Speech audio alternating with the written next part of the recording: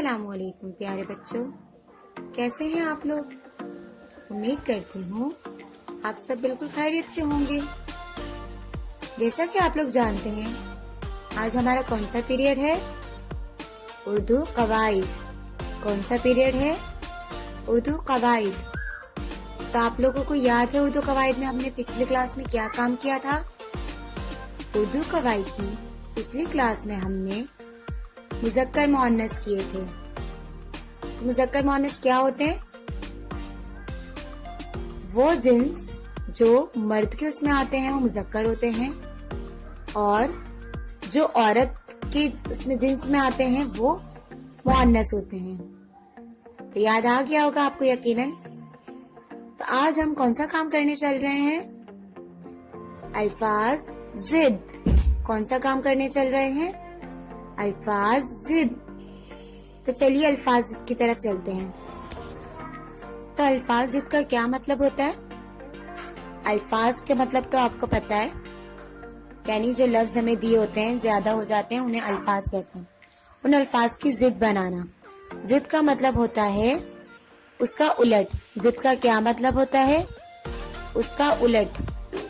تو چلیے الفاظ ضد کی طرف چلتے ہیں اور پھر سمجھتے ہیں کہ الفاظ ضد کیا ہوتے ہیں۔ تو یہ ہیں ہمارے الفاظ ضد۔ تو پہلا ہمارے پاس لفظ کیا ہے؟ زمین۔ تو زمین کا الٹ کیا ہوگا؟ آسمان۔ زمین کے بعد کیا ہوگا؟ تیسرا لفظ کیا ہے ہمارے پاس؟ آسمان۔ دن۔ یعنی زمین کا جو ضد ہے، دن کا ضد یعنی دن کا الٹ کیا ہوگا؟ رات۔ دوسرا لفظ ہمارے پاس کیا ہے؟ چاند۔ دوسرا لفظ کیا ہے ہمارے پاس؟ چوتھا لفظ ہے صحرا۔ چاند کا ضد کیا ہوگا؟ صحرا کا کیا مطلب ہوتا ہے؟ خشک میدان۔ اور اس کا جو ہے الٹ کیا ہوگا، یعنی اس کا ضد کیا ہوگا؟ سمندر، جہاں پہ بہت سارا پانی ہوتا ہے۔ ٹھیک ہے، تو لفظ ہمارا چوتھا کیا ہے؟ صحرا، اور اس کا الٹ کیا ہے، یعنی ضد کیا ہے؟ سمندر۔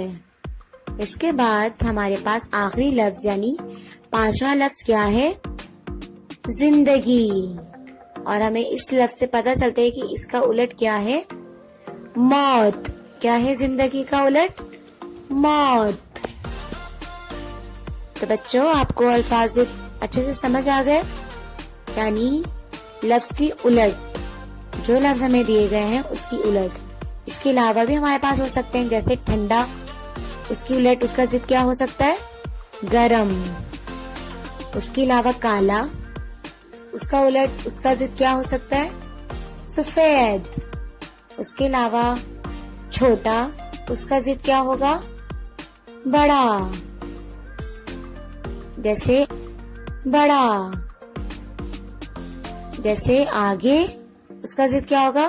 پیچھے۔ تو ایسے بہت سے جو ہے لفظ کے ہم الٹ بنا سکتے ہیں۔ تو آپ کو الفاظ ضد سمجھ آئے؟ امید کرتی ہوں بچوں آپ کو الفاظ ضد بہت اچھے سے سمجھ آئے ہوں گے۔ تو ملتے ہیں اب انشاءاللہ ہم اپنی اگلی کلاس میں اگلے کام کے ساتھ۔ تو جب تک کے لیے اپنا اور اپنے بڑوں کا خوب خیال رکھیے گا۔ شکریہ بچوں، اللہ حافظ۔